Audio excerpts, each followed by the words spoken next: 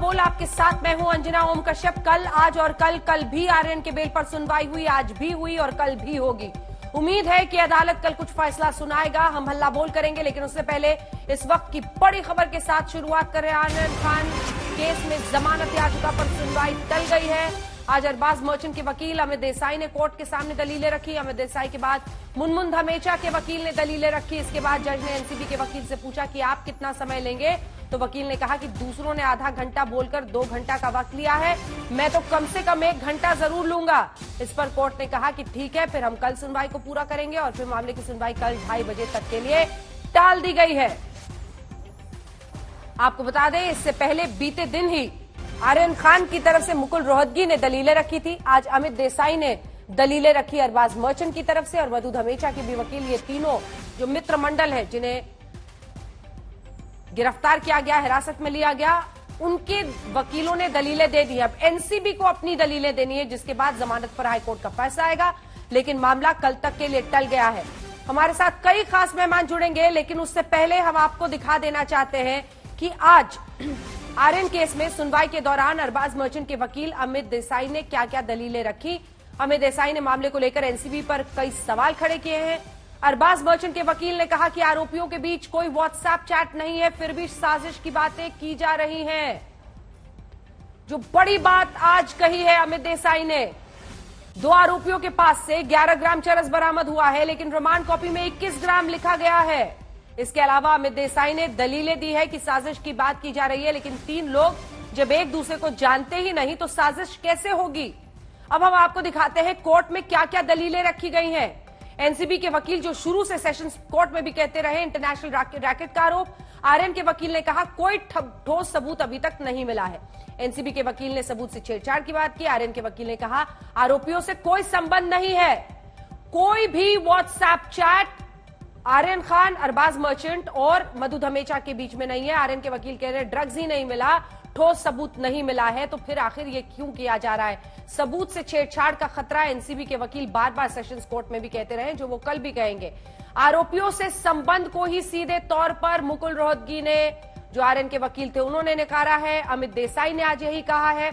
इसी के साथ जो बड़ी बातें मुकुल रोहतगी ने बीते दिन कही थी, उसमें उन्होंने कहा था कि व्हाट्सएप चैट को आप कोर्ट में सबूत मानते हैं या नहीं, इस पर फैसला दीजिए।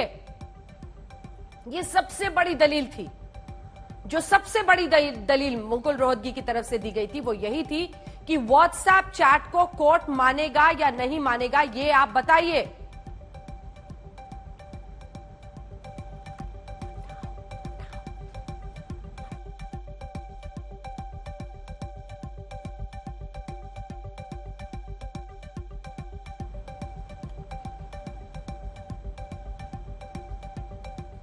तो कोर्ट में दलीलें जो रखी गई, उसमें 3 बातों को ध्यान से समझ लीजिए। एक तरफ तो मुकुल रोहतगी, जो कि बीते दिन वकील थे आर्यन खान की तरफ से, उन्होंने 2 बड़ी बातें कही। एक तो उन्होंने सीधे नकार दिया कि जो ड्रग्स वहां पर पाए भी गए हैं, एक तो आर्यन के पास मिले नहीं, उनके अरबाज मर्चेंट के पास मिले, उसे भी उन्होंने कह दिया कि रिकवरी के बारे में कोई जानकारी नहीं है, ये बरामदगी नहीं है, ये प्लांटेड है एनसीबी की तरफ से। दूसरी बात उन्होंने व्हाट्सएप चैट पर कही। क्या व्हाट्सएप चैट जो बार बार एनसीबी का कहना है, व्हाट्सएप चैट को सबूत के तौर पर स्वीकारेगा कोर्ट? क्या इसके बिना पर जमानत मना करेगा? क्या कोर्ट पहले अभी तक जो भी आया है हमेशा कोरोबोरेटिव एविडेंस माना गया है, उसकी वजह से कहा जाएगा संविधान के मुताबिक गिरफ्तारी की वजह बताना जरूरी है, आर्यन कस्टमर नहीं थे। ये तमाम दलीलें मुकुल रोहतगी ने बीते दिन दी थी। क्रूज पार्टी में वो स्पेशल गेस्ट के तौर पर आए थे। जल्दी जल्दी जरा अगर हम दलीलें दिखा दें। आर्यन के से कोई ड्रग्स की बरामदगी नहीं हुई है।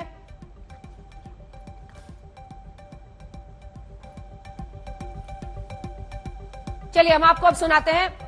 हटाइए से, ड्रग्स लेने का आर्यन का कोई टेस्ट नहीं हुआ है। यह भी एक बहुत बड़ी दलील थी जो बीते दिन मुकुल रोहतगी ने कही थी। समीर वानखेड़े पर आरोपों का आक्रमण तेज हुआ तो उनके पिता सामने आए हैं। नवाब मलिक ने दरअसल उनका पुराना निकाहनामा डालकर जो कुछ कहा था, उस पर उनके पिता ने आज क्या जवाब दिया है, ये सुन लीजिए, फिर चर्चा की शुरुआत करेंगे। आज नवाब मलिक ने एक निकाहनामा ट्वीट किया है और सर ये निकाहनामा ट्वीट किया है और हमने काजी से भी बात की और उनका ये कहना है कि समीर वानखेड़े, उनके पिता, उनकी बीवी और उनका परिवार मुस्लिम है, वो हिंदू नहीं है। उस पर आप क्या कहेंगे? मैं हमेशा कहते आया हूँ, 15 दिन से मैं यही कह रहा हूँ कि मैं मुस्लिम नहीं हूँ, मैं हिंदू हूँ। मेरा नाम ज्ञानदेव कथुरूजी वानखेड़े है। मैं कितनी बार सब लोगों को बता रहा हूँ। फिर अभी नवाब मलिक ये निकाहनामा लगा के मेरे जाति पे, मेरे धर्म पे और वो ड्रग पे क्या लेना देना कुछ समझ में नहीं आ रहा मुझे। आरोप इसलिए लग रहे क्योंकि देखिए ये निकाहनामा है, ये हाँ। निकाहनामा तो सही होगा। मेरे बेटी की शादी सही हुई है, डॉक्टर शबाना कुरैशी से शादी हुई, निकाहनामा में हम भी थे। लेकिन निकाह उसको ही बोलते हैं जो दो जाति के लोग एक ही जाति के तभी निकाह होता है। तो इसलिए मेरे मिसेज ने सब लिखा हुआ है। इसलिए मैं पूछ रहा हूँ क्योंकि निकाहनामा में आपका नाम दाऊद लिखा हुआ है। पता है कोई भी कुछ भी मेरे मिसेज कुछ भी लग सकती है, तो फिर मुस्लिम में आ गया ना। हाँ तो लेकिन मैं देखा नहीं ना, मुझे ये नहीं समझ में आता ऐसी इतना शादी में गड़बड़ में। अभी एज ए मैं पिता ऐसा मैं थोड़ी पढ़ूंगा हर चीज। शादी इतना बड़ी गर्दी होती है, मैं क्या पढ़ सकता हूँ। लेकिन सर इसमें यही आप दिखा रहे तो अभी मुझे मालूम पड़ रहा है। लेकिन इसमें आपके सिग्नेचर भी है इस पूरे निकाहनामे। सब सही होगा जो भी निकाहनामा, लेकिन मैंने पढ़ा नहीं है और शादी में तो कोई पढ़ना भी नहीं है। इतना बड़ी गर्दी होती है, बातचीत होती है, तो क्या कौन पढ़ेगा ये। लेकिन इसमें काजी का कहना है कि हर कोई इंसान इनके परिवार का मुस्लिम है। आपका नाम यहाँ पे दाऊद लिखा हुआ है और जो स्पेशल मैरिज एक्ट आपने बताया उसमें भी दाऊद नहीं लिखा है, डी लिखा हुआ। तो ये क्या नाम छुपाने के लिए किया गया? लेकिन मैं रिटायर हुआ तो डीके वानखेड़े उधर भी डी लिखा है। मेरे बहुत जगह पे डी शॉर्टकट भी बहुत लोग डीके अभी भी मुझे लोग डीके बोलते, डीके वानखेड़े। मुझे डीके मेरे दोस्त लोग बोलते, कोई दाऊद बोलता है, कोई डीके बोलता है। इसका तो संबंध नहीं आना चाहिए। दाऊद नाम कहाँ से है? सब जगह दाऊद। नवाब मलिक भी एक फेसबुक का फोटो ट्वीट करते उसमें भी दाऊद। हाँ वो हो सकता है कुछ भी। कितने फेसबुक लोग डुप्लीकेट बनाते, क्या उसको फर्जीवाड़ा भी करते। फोटो मेरा है, लेकिन कोई भी ऐसा बना सकता है मेरे नाम पे। एक चीज समझ नहीं आ रही, जब पूरे परिवार को ये कहा गया है कि पूरा परिवार मुस्लिम है, काजी खुद बोल रहे कि पूरा परिवार मुस्लिम है, यहाँ पे भी आपका नाम दाऊद लिखा जा रहा है, आपकी सिग्नेचर है, आपका पूरा परिवार का सिग्नेचर है, खुद समीर वानखेड़े का सिग्नेचर है, तो फिर किस तरीके से आप लोग हिंदू बता रहे अपने आप को? क्योंकि काजी तो कह रहे कि पूरा परिवार मुस्लिम है, अगर जो हिंदू होते तो ये शादी नहीं होने देता। इसलिए तो मैं आपको सब सर्टिफिकेट बताया हूँ कि मैं हिंदू हूँ, मैं कौन से जाति का हूँ, कौन से धर्म का। मैंने इसलिए तो बताया आपको। हिंदू है तो शादी नहीं होती। हाँ शादी नहीं हो सकती थी ना। अगर हिंदू बोलते दो जाति हो, एक हुई तो ही उसका निकाह होता है। अगर अलग रहे तो नहीं होता ना, निकाह कबूल नहीं होता। मुस्लिम वो जब दोनों पार्टी मुस्लिम हो तो ही निकाह हो सकता है। इसीलिए मेरे बेटे ने स्पेशल मैरिज एक्ट के अनुसार उधर वो रजिस्ट्रेशन किया है। मानते कि आपके परिवार से किसी को मुस्लिम के तौर पे एक झूठ बोला गया कि पूरा परिवार हम लोग मुस्लिम है इसलिए ये शादी हो जाए? नहीं, ऐसा कोई भी नहीं है। ऐसा मेरे परिवार में है कितने लोग, बेटा बेटी मैं और बहू, दूसरे कौन है मेरे परिवार में? इधर कोई भी नहीं है। किसने कहा रहेगा आपके परिवार से कि हम सब मुस्लिम है इसलिए ये शादी? पता नहीं है किसने कहा। हाँ सिग्नेचर मेरा ही है, लेकिन मुझे उर्दू पढ़ने को नहीं आता। सिग्नेचर मेरा है। इस मामले में इंक्वायरी की मांग करें तो नहीं, मैं कोर्ट में जाऊंगा इसके अगेंस्ट में। जो एट्रॉसिटी लगा है मेरे जाति का, मेरे धर्म का, मेरे बेटी का, बहू का, जो मुझे मानसिक तकलीफ हुआ, ये उम्र में मुझे तकलीफ दे रहा है। ड्रग का किधर, उसका जवाई को अरेस्ट किया, ड्रग का मामला किधर, ये किधर। तो इस समीर वानखेड़े के पिता हैं जो ये कह रहे हैं कि उस निकाहनामे पर साइन किया, वहां दाऊद लिखा था, नहीं लिखा था, हमें समझ नहीं आया, भीड़ थी, बहुत सारी बातें हैं।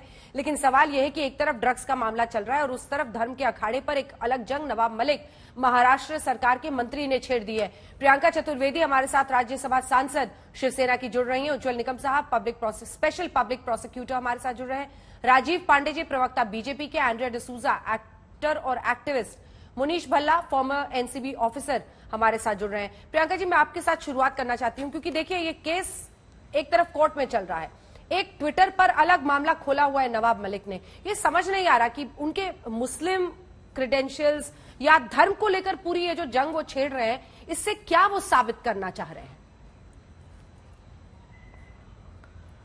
एक्चुअली जो बात बोली जा रही है वो धर्म की बात नहीं है, ये सिर्फ धर्म से जुड़ा हुआ मुद्दा नहीं है। आपको भी पता होगा कि गवर्नमेंट जॉब्स में, गवर्नमेंट एम्प्लॉय हैं वानखेड़े जी, गवर्नमेंट जॉब्स में रिजर्वेशन होता है, एससी एसटी कैटेगरी होता है। एससी एसटी कैटेगरी रिजर्वेशन क्यों आया था इस देश में? इसलिए आया था क्योंकि वो पिछड़े वर्ग के लोग जो देश की तरक्की हो रही थी उसमें कहीं पीछे रह रहे थे। अब आपकी बर्थ सर्टिफिकेट में आपके फादर का नाम दाऊद वानखेड़े है, आपकी मदर का नाम कुछ है, आपका सन का, you can not be fooling around with the birth certificate, है ना। मैं मानती हूं कि हमारे बच्चों के हमने लिखा होगा, हमने सारी डिटेल्स लिख कर दी होंगी। रही बात निकाहनामा की, निकाहनामा में भी आप अगर लिख रहे हैं, आपके ना हमने ध्यान ही नहीं दिया। It is a very important document for Muslim weddings. It is a marriage certificate, entitle legal certificate होता है शादी का, उसमें कोई भी डिटेल्स तो भरी नहीं जा सकती हैं। पर आपने ये सब बदल कर, आपने महार कम्युनिटी का अपने आप को बताकर, कोई दिक्कत नहीं है आप मुस्लिम हो, किसी को देश में दिक्कत नहीं है मुस्लिम हो, पर आप अपने धर्म परिवर्तन कर दीजिए, आप अपने आप को महार कम्युनिटी का SC ST में डाल दीजिए कैटेगरी में, फिर आप UPSC एग्जाम्स लें और फिर आप IRS में लगे। तो अगर आपकी शुरुआत ही करियर की फौज डॉक्यूमेंट्स के हिसाब से है तो सवालिया निशान पूछ रहे हैं। इससे धर्म जाति का आधार नहीं है। एक रिजर्वेशन कैटेगरी है जिसे राइट पीपल जो सच में प्रताड़ित हैं, जो सच में पिछड़े हैं, उनको हेल्प करने के लिए रिजर्वेशन लाया गया। उसको मिसयूज कर बर्थ सर्टिफिकेट के बाद एक अलग कास्ट सर्टिफिकेट बनाकर तो सवालिया निशान पूछेंगे। तो इसमें कोई धर्म की लड़ाई नहीं है और ये कोई इन्वेस्टिगेशन जो चल रहा है कोर्ट में उससे उसका कोई लेना देना नहीं है। प्रॉब्लम यह है कि अगर एक इन्वेस्टिगेटिंग ऑफिसर हैं, उन्होंने कोई गलत आधार दिए हैं तो सच्चाई सामने आनी चाहिए। आज ये सभी के लिए लागू होता है, सिर्फ गवर्नमेंट एम्प्लॉयज के लिए नहीं। जो इलेक्टेड कैंडिडेट्स होते हैं कॉन्स्टिट्यूशन के मुताबिक, जो भी इलेक्टेड कैंडिडेट्स हैं, अगर SC ST का कर आए हैं, कास्ट सर्टिफिकेट के आधार पे आए हैं, उनके कास्ट सर्टिफिकेट के डॉक्यूमेंटेशन क्लियर होना चाहिए। अगर गलत होता है उनको सस्पेंड कर दिया जाता है, उनको फिर से री इलेक्शन के लिए 3 साल के लिए बैन कर दिया जाता है। ये सच्चाई है। तो ये तो everyone has to go through it, not just him. ठीक है उज्जवल निकम साहब, मैं आपकी राय इस पर जानना चाहूंगी। क्या है ये एक अलग मामला है जिसमें नवाब मलिक रोज सुबह उठते हैं, उनका एक नया कोई ना कोई एफिडेविट, बर्थ सर्टिफिकेट डाल रहे हैं, उनके क्रेडेंशियल्स पर सवाल है और उसका सच तो सामने आना ही चाहिए। लेकिन क्या इससे जांच भी कहीं ना कहीं इन्फ्लुएंस होती है? क्योंकि अब जो एलिगेशन है उसके बाद एक विजिलेंस इंक्वायरी भी बैठ गई है समीर वानखेड़े से, पर ये पूरा केस आप किस तरह से जाते देख रहे हैं? पॉलिटिकल हो रहा है? अंजना जी, सबसे पहले तो मैं दुख से ये बात जरूर कहूंगा कि जिस प्रकार आरोप प्रत्यारोप हो रहे इस मैटर में, जांच एक अलग तरह से भटकती जा रही है। मैं मानता हूं कि जो भी लोग आरोप करते हैं उस आरोप में कुछ सब्सटेंस भी हो सकता है, नहीं ऐसा नहीं है।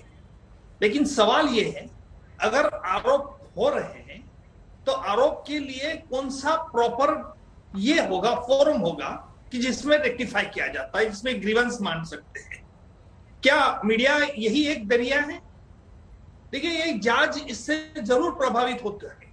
मैं कोई सियासत की बात नहीं करूंगा, ना मुझे करना ही चाहिए, लेकिन एक कानून का विद्यार्थी की हैसियत से प्रियंका भी समझ सकती है कि कानून के हिसाब से अगर मैं बात करूं तो मुझे लगता है कि इस प्रकार आरोप प्रत्यारोप से, चाहे वो पॉलिटिशियंस हो चाहे जांच अधिकारी हो, जो पर्सनल अटैक कर रहे हैं, मुझे लगता है कि इससे जांच पर एक बुरा असर हो सकता है। देखिए, आज कई दिनों से जांच भटक रही है। देखिए, जांच अधिकारी की अगर उसमें अपने सब्सटेंस है तो इंक्वायरी तो होनी ही चाहिए, उसमें कोई ये नहीं है। लेकिन इस तरह से पब्लिकली आरोप होना और उस तरह से जांच अधिकारी ने पब्लिकली मीडिया के पास जाके उस आरोपों को जवाब देना, मुझे लगता है कि ये पर्सनल मैटर हो गया है। और इस तरह से पर्सनल मैटर से, टीका टिप्पणी से सबने बचना चाहिए, ऐसा मैं कहता हूं। क्योंकि एक बॉलीवुड से मैटर जुड़ा हुआ है, एक बड़ा इन्वेस्टिगेशन चल रहा है, और इसलिए अगर ये होता है तो मुझे लगता है कि सरकार की भी ये जिम्मेदारी बनती है कि इसमें इंटरफियर किया जाए। जांच अधिकारी के खिलाफ अगर जांच आरोप गंभीर आरोप है तो उसे जांच से थोड़ा टाइम दूर रख सकते हैं, दूसरा जांच अधिकारी भी नियम सकता है, ताकि किसी को ग्रीवेंस नहीं हो सकता है। अगर ये नहीं होता है तो मुझे लगता है कि न्यायालय ने भी जुडिशियल एक्टिविज्म के अंदर इसमें खुद कॉग्निजेंस भी लेना चाहिए, ताकि जांच किसी निष्ठ प्रभावित हो। प्रियंका जी, इस पर आपका जवाब? वो कह रहे हैं कि जांच प्रभावित हो रहा है और वो दिख रहा है। दूसरी तरफ बीजेपी के जो मीडिया सेल के अमित मालवीय, उन्होंने ट्वीट किया है कि चूंकि उनके फैमिली मेंबर को टारगेट किया जा रहा है ड्रग्स की वजह से, इसलिए नवाब मलिक ने पर्सनल एजेंडा बना लिया है समीर वानखेड़े के खिलाफ। अगर पर्सनल एजेंडा भी आप देख लीजिए, और एक तो सबसे पहले उनके परिवार में जिसको भी उन्होंने इन्वेस्टिगेशन चल रहा है, किसी तरीके से चार्जशीट भी नहीं प्रूव हुई है, वही है जो हाल 1.5 साल पहले इंडिविजुअल हाई प्रोफाइल केसेस का हो रहा था। आप उज्जवल जी बोल रहे हैं कि ये मीडिया पे आकर नहीं बोलना चाहिए। I totally agree with him. WhatsApp chat leak हो जाती हैं, व्हाट्सएप चैट के माध्यम से पूरा केस बन जाता है, इम्मा बाउंस हो जाता है, bounce check, 59 grams of cocaine का डिस्कशन हो जाता है कि कंज्यूम भी कर लिया, पोजेशन में भी था। ये व्हाट्सएप कॉन्वर्जेशन, ये लीक कौन कर रहा है? कल पूरा दिन आपके चैनल पे चल रहा था अनन्या पांडे और आर्यन खान की जो कॉन्वर्जेशन चल रही थी। आज बकायदा हाई कोर्ट में एक जो अक्यूज्ड हैं उन्होंने दलील दी है कि ये कोई भी हाई कोर्ट में पेश नहीं किए गए हैं एज एविडेंस। तो यहाँ पर जो चल रहा है पब्लिकली, बार बार पब्लिक का हवाला दे रहे हैं कि पब्लिकली नहीं डिस्कशन होना चाहिए। अगर कहीं भी गलत है, आप बर्थ सर्टिफिकेट से ले लीजिए, निकाहनामा से ले लीजिए।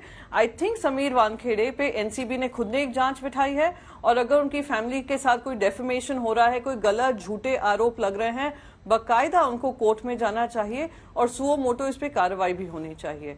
सवाल बस ये है कि इन्वेस्टिगेटिंग ऑफिसर एक ही रहे हैं इन सारे हाई प्रोफाइल केसेस में, और अगर इन्वेस्टिगेटिंग ऑफिसर आज तक एक चार्जशीट इन लोगों के ऊपर नहीं दाखिल कर पाए, सिर्फ मीडिया के माध्यम से अपना केस बिल्ड कर पाए, तो कहीं ना कहीं जवाबदेही बनती है। और जवाबदेही सिर्फ इस ऑफिसर की बात नहीं है, जवाबदेही देश को देने की बात है कि एनसीबी बॉडी जो ड्रग माफिया को कॉन्कर करना है, ड्रग माफिया को खत्म करना है, अगर वो एक चार्जशीट भी नहीं फाइल कर पा रही है, तो कहीं ना कहीं कुछ कमियां हैं, उस कमियों को एड्रेस करो, कमियों को एड्रेस करो। ठीक है मुनीश भल्ला जी, मीडिया माध्यम बनी है किसके लिए? शुरुआत कहां से हुई? माध्यम किसके लिए बनी? मुनीश भल्ला जी, इस पर मैं आपका रिएक्शन चाहती हूँ जी। केस तो एविडेंस के साथ कोर्ट में बनेगा ना, व्हाट्सएप चैट मीडिया के जरिए सामने करना, और ये फिल्म स्टार्स होते हैं जिनका बहुत कुछ स्टेक पर होता है, पुराने उनके चैट्स लीक करके क्या यहां पर मीडिया के जरिए सिर्फ कीचड़ उछालने की मुहिम तो नहीं है? ये सवाल है उनका।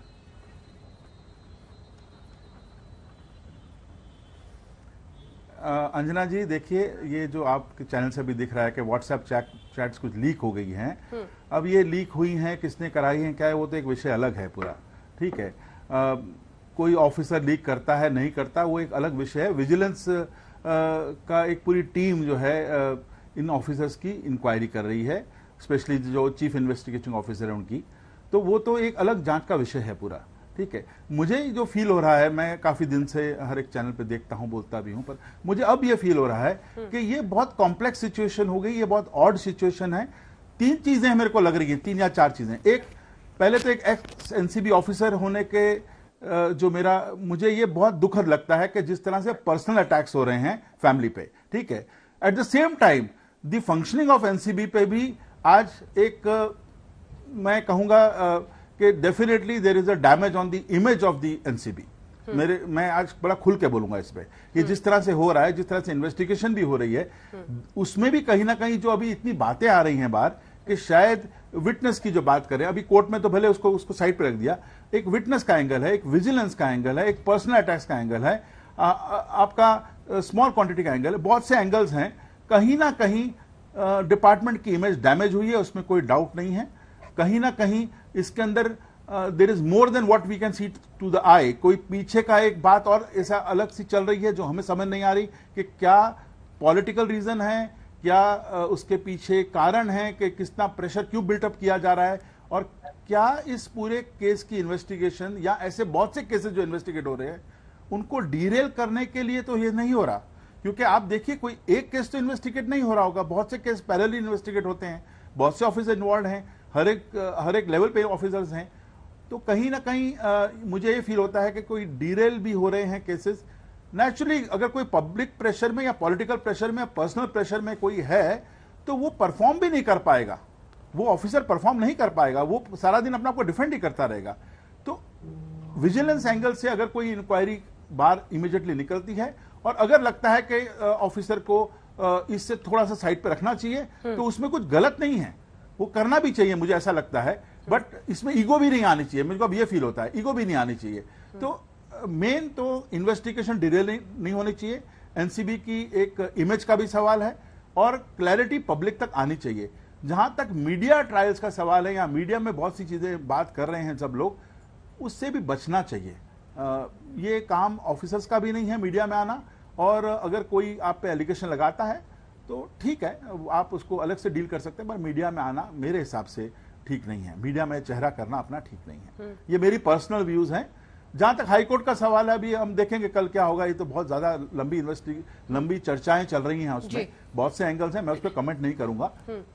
बट डेफिनेटली ये ना तो मीडिया में होना चाहिए, ना जो डिफेम हो रहा है डिपार्टमेंट की इमेज खराब हो रही है, उसके लिए जो भी एडमिनिस्ट्रेटिव रीजन से जो भी इनको करना चाहिए डिपार्टमेंट को, उसको इमीडिएटली करना चाहिए। ठीक है, उसमें 4-5 बड़ी बातें आपने कही। एक तो फैमिली पर अटैक सही नहीं है, पूरी जांच को डिरेल करना सही नहीं है, ऑफिसर को बदलने की जरूरत है, तो सोचना पड़ेगा डिपार्टमेंट को, क्योंकि उसकी छवि का भी सवाल है।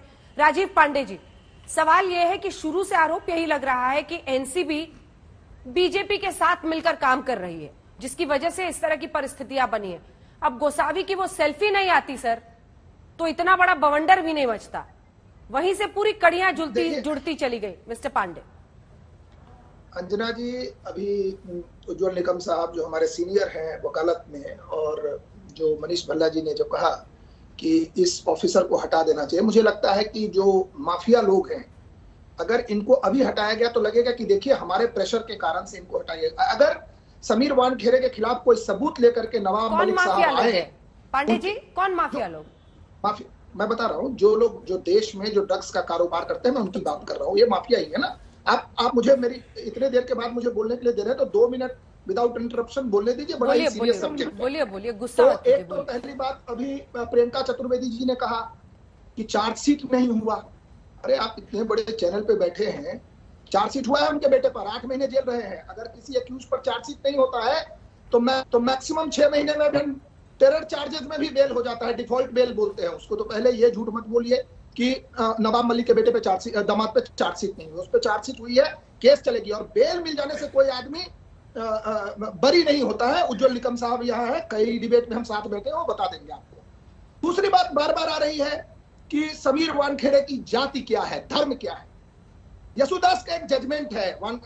फिर मैं निकम साहब से चाहूंगा कि वहां इंडिपेंडेंट वॉइस है, ये भी मैं चाहूंगा कि प्रियंका जी उस जजमेंट को पढ़े। उसमें कहता है कि कोई भी व्यक्ति, Yesudas by birth he was a Muslim, he filed a petition कि I want to become Hindu. उसने कहा, सुप्रीम कोर्ट ने कहा, हाई कोर्ट ने कहा कि अगर कोई अपने आप को डिक्लेयर कर ले आज एक नॉन हिंदू कि मैं कल से हिंदू हूं, तो वो हिंदू है। क्यों उसके धर्म की बात हो रही है? महाड़ है कि कौन सा? यानी आज जो उनके परिवार पे हो रहा है, अगर मैं उनका वकील होता तो मैं SC ST एक्ट में जिस तरीके से उनको टॉर्चर किया जा रहा है, ये सारे लोग जो उसके जाति के बारे में बात कर रहे हैं, उनके खिलाफ कार्रवाई होनी चाहिए। मैं आपको एक उदाहरण देता हूं। रोहित विमोला का एक प्रकरण हुआ था जिसमें उन्होंने आत्महत्या कर ली थी। रोहित विमोला की माताजी जो थी वो दलित समुदाय से आते थे और उनके पिताजी OBC समाज से आते थे, लेकिन उनकी माता ने कहा कि हमारा बेटा दलित है तो दलित है। मेरा यह कहना, ये पिछड़े की बात कर रहे हैं। SC ST और पिछड़ा में अंतर लोगों को पता नहीं है। आपके चैनल पे बैठ करके पिछड़ा बताते हैं, SC ST बताते हैं। मेरा यह कहना है कि कोई भी व्यक्ति SC ST समाज किसी भी कारण से अगर धर्म उसने बदल लिया है और अगर वो वापस अपने धर्म में आना चाहता है, तो मैं पार्टी के तरफ से और एज ए लॉयर मैं चाहता हूं कि उन लोगों को SC ST रिजर्वेशन का बेनिफिट मिलना चाहिए। क्योंकि कोई भी आप इस हिंदुस्तान में धर्म परिवर्तन किया, उसके पीछे या तो डिसीट था या तलवार थी। तो ये इस इन्वेस्टिगेशन चल रहा है, कोर्ट में मसला चल रहा है, पता नहीं हम किस किस डिबेट में जा रहे हैं। एक बात और मैं कहना चाहता हूं, जो भी हो रहा है वो बॉम्बे हाई कोर्ट में, ऑनरेबल बॉम्बे हाई कोर्ट में सुनवाई चल रही है। देश के नामी गिरामी वकील, एक्स अटॉर्नी जनरल साहब आर्ग्यू कर रहे हैं, जो भी होगा वो एज पर लॉ होगा। किसी के दबाव से कोई बात नहीं चलने वाली है। किसी के देखिए, आप सुन लीजिए, देखिए इसमें कैसा केमिस्ट्री है, जरा देखिए और इनके लाइन को देखिए। नवाब मलिक बोलेंगे, अबू आजमी बोलेंगे, इमरान प्रतापगढ़ी बोलेंगे। क्या भाई कोर्ट पे दबाव बनाओगे? क्या एक दलित पर दबाव बनाओगे? एक दलित को कुचलने की कोशिश करोगे? हिंदुस्तान ये न तो 47 का है कि अपने लिए देश बांट दो, न तो ये 75 का है कि तुमको हम जेल में डाल देंगे इसलिए कर लो, न 84 का है कि 10,000 सिखों की हत्या कर देंगे। कुछ देश बदल चुका है, थोड़ा आप भी बाहर आइए कोर्ट में। मैं एक बात लास्ट लाइन बताता हूं। देश के जो अभी गृह मंत्री को आपने चार्जशीट किया था, क्या किसी इन्वेस्टिगेटिंग ऑफिसर के बारे में भारतीय जनता पार्टी का कोई कार्यकर्ता बोला? आपने देश के प्रधानमंत्री जो भी हैं, माननीय प्रधानमंत्री जी, 18 घंटे आपने इन्वेस्टिगेट किया, क्या किसी ने उसकी बीबी मां के धर्म और जाति के बारे में बात की? मेरा यह कहना है अंजना जी कि इस देश में हमको इन्वेस्टिगेशन, क्या हम सारे इंस्टीट्यूशन को डिस्ट्रॉय कर देंगे? कारण के वकील ने जब कहा ड्रग्स नहीं मिला, इसी के साथ मुकुल रोहतगी ने बहुत सारी बातें कही, अमित देसाई ने। आखिर इन तीनों के बीच में कोई आपके पास व्हाट्सएप चैट नहीं है, तो ये तीनों साजिश के तहत गए थे वहां पर, ये आपने कैसे साबित किया? आरोपियों से संबंध नहीं है, ये आर्यन के वकील ने कहा है। और इधर एनसीबी वही दलीलें दे रही है जो पहले सेशंस कोर्ट में दी, हम वही बता रहे हैं। आर्यन के वकील ने कहा कि इनका मेडिकल टेस्ट नहीं हुआ है। मुकुल रोहतगी ने यह बीते दिन कहा था। गिरफ्तारी का कोई आधार नहीं है, आधार बताइए, यह भी मुकुल रोहतगी ने कहा था। ड्रग चैट पुराना है, तब विदेश में थे और ऐसे देश में थे जहां पर इस तरह की जो ड्रग्स हैं उसको मान्यता है, वहां पर ली जा सकती है, कानूनी है। गिरफ्तारी की वजह नहीं बताई गई है, जो कि संविधान के तहत अधिकार है। गिरफ्तारी के बारे में बताना पड़ता है संविधान के तहत कि आपने किस मामले में किस वजह से गिरफ्तारी की, ये उस वक्त नहीं बताया गया। पंचनामे में फोन जब्ती का जिक्र नहीं किया गया है, जबकि इन लोगों के फोन जब्त कर लिए गए हैं। ड्रग्स नहीं मिला है आर्यन के पास। साजिश आपने कैसे प्रूव किया? आज अमित देसाई ने भी यही पूछा कि आप साजिश कैसे प्रूव कर रहे हैं? आप एक दूसरी एक्ट्रेस के साथ उनके पुराने चैट को सामने रख रहे हैं। और सबसे बड़ा सवाल कोर्ट से यही पूछा था मुकुल रोहतगी ने कि क्या व्हाट्सएप चैट को, एक ऐतिहासिक फैसला होगा, क्या व्हाट्सएप चैट को एज इट इज प्रमाण के तौर पर कोर्ट मानता है? इस पर आप स्पष्ट अपनी बात कीजिए। लेकिन प्रियंका जी जो कह रहे थे, राजीव जी उसका जवाब दीजिए। वो ये कह रहे हैं कि अनेकों मामले हुए हैं, हाई प्रोफाइल मामले हुए हैं, बड़े बड़े नेताओं से पूछताछ हुई है, जिसमें उन्होंने गृह मंत्री अमित शाह, प्रधानमंत्री तक का नाम लिया। वो कहा तब तो कौन सा अधिकारी था, उसकी क्या जात थी, कौन से धर्म का था, ये बातें नहीं होती थी। लेकिन अब जब भी कोई केस आए तो फिर उस अफसर पर ही हमले शुरू हो जाते हैं, क्योंकि उनका जो शादी का निकाहनामा है या बर्थ सर्टिफिकेट है, ये बातें पहले नवाब मलिक को निकालने की नहीं आई थी। जब से फंसे या फिर जांच सामने आई ऐसे हाई प्रोफाइल, तभी सामने आ रहे हैं। प्रियंका जी। राजीव पांडे जी से पूछ लीजिए, वो जस्टिस लोया के बारे में जानते हैं? नहीं जानते हैं तो पढ़ लीजिए। वरना उनको बाद में बता भी दूंगी। एक बीजेपी के सीनियर लीडर थे, वॉक करते हुए उनका मर्डर हो गया था, जरा उनके बारे में भी पढ़ लीजिए। मैं उसमें जाना नहीं चाहूंगी, क्योंकि ये अमित शाह जी की लड़ाई नहीं है, ये लड़ाई एनसीबी के अस्तित्व की है, एनसीबी की जो क्रेडिबिलिटी की है, एनसीबी की रिस्पेक्टेबिलिटी की है। और हमारी सबसे बड़ी चिंता देश की होनी चाहिए नार्को टेररिज्म को लेकर, जिसपे कोई काम नहीं हो रहा है। आज तक हमारे एनसीबी में कोई फुल टाइम डीजी नहीं है। एडिशनल डीजी पिछले 2 साल से काम चला रहे हैं। शुरुआत राकेश अस्थाना से हुई थी, अब जैन साहब कर रहे हैं। तो अगर सीरियसनेस होती इस इशू को लेकर तो बात करते हैं। रही बात, पांडे जी ने एक और बात कही, इन पे मैं SC/ST एक्ट लगा देता। अरे भाई साहब, SC/ST एक्ट लगना है तो सबसे पहले आप सभी पे लगेगा, क्योंकि आपने रोहित वेमुला जी का नाम लिया। भारतीय जनता पार्टी के अनेकों नेताओं ने आकर क्या क्या नहीं कहा था रोहित वेमुला के बारे में। SC/ST एक्ट तो आप लोगों पे, सब पे लगना चाहिए, सब जाएंगे जेल में। ये बात सच्चाई वही है कि आप लोगों ने उनकी आइडेंटिटी को नकारने का काम किया था।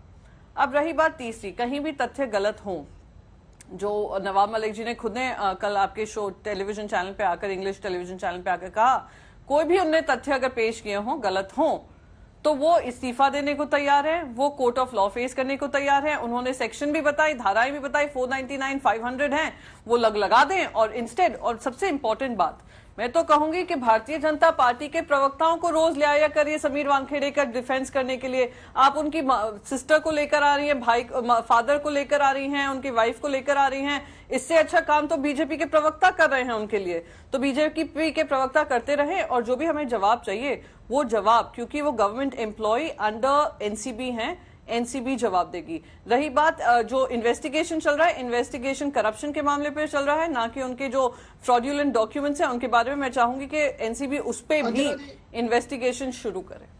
एक बार एंड्रिया डिसूजा बोले, फिर पांडे जी आ रही हूँ आपको। एंड्रिया जी एक बार बोले। अरे रुकिए एंड्रिया, मैं लूंगी आपसे रिस्पॉन्स लूंगी, रुक जाइए एक सेकंड। एंड्रिया डिसूजा। अंजना जी मैं बिल्कुल पिछले साल ये जो आरोप लग रहे थे एनसीपी पे, लोग आरोप लगा रहे हैं कि वो लोग ऑडियो में प्रॉब्लम है, आपके ऑडियो में प्रॉब्लम है। एक बार फिर से रिकनेक्ट करा लीजिए, एक बार फिर से रिकनेक्ट कराना पड़ेगा, आपका ऑडियो ठीक नहीं आ रहा है। जल्दी से पांडे जी अपनी बात बोलिए, फिर उज्जवल निकम साहब और मोनिशा के पास जाएंगे।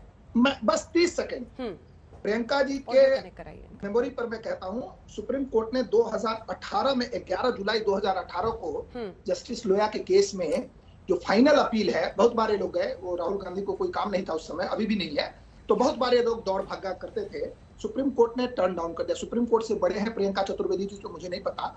और जो सबसे बड़ी बात है, उस समय शिवसेना की जो पार्टी थी ना, वो उनका हमारे साथ अलायंस था, महाराष्ट्र में भी और देश में भी। जरा जा करके प्रियंका जी अपने नेतृत्व से पूछ ले कि उनका क्या कहना है।